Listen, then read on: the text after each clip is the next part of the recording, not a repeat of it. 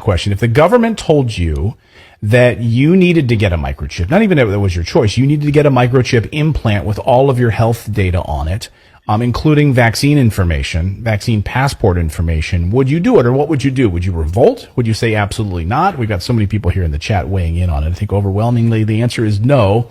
This might sound like a conspiracy theory, but it's actually happening.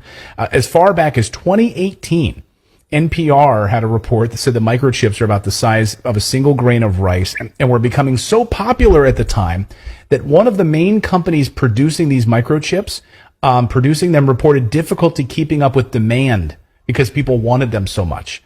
They also covered a Bloomberg report about how these used the same backdoor technology that was being used by the CIA and the Pentagon. Take a listen to this NPR report. Bloomberg has a big story out today about a tiny microchip, not much bigger than a grain of rice. The chip has been found in the type of computer servers used by at least 30 major American companies, including Apple and major banks. Also, servers used by the Pentagon and the CIA. The Pentagon and the CIA. Sorry, I cut off there at the end. The Pentagon and the CIA. In fact, Swedish workers were accepting this pre-COVID. In 2017, Swedish workers in Sweden were saying, hey, yeah, we'll go for this because this will make our lives easier. We'll be able to take the subway, be able to ride transit, be able to pay for vending machines and all of this stuff. In 2017, a railway company in Sweden began allowing travelers to load their ticket information onto the microchip that was implanted into their bodies. And according to the BBC, railway conductors were then able to use smartphones to detect the chip and confirm the travelers' tickets. And Swedish people went nuts for them and started injecting themselves so they could hop on rail cars faster. And they had a run on these chips and they needed more of them. Now, stop me if you know where this is going.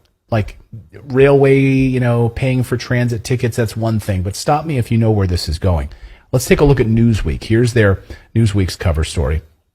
People get microchips implanted that include vaccine records amid new COVID restrictions.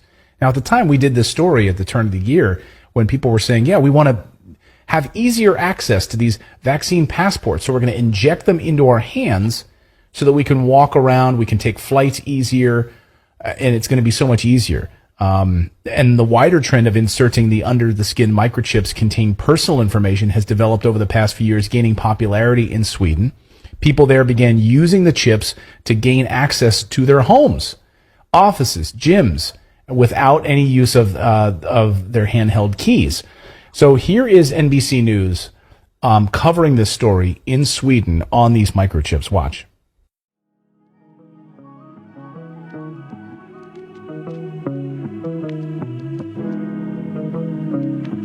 Batman.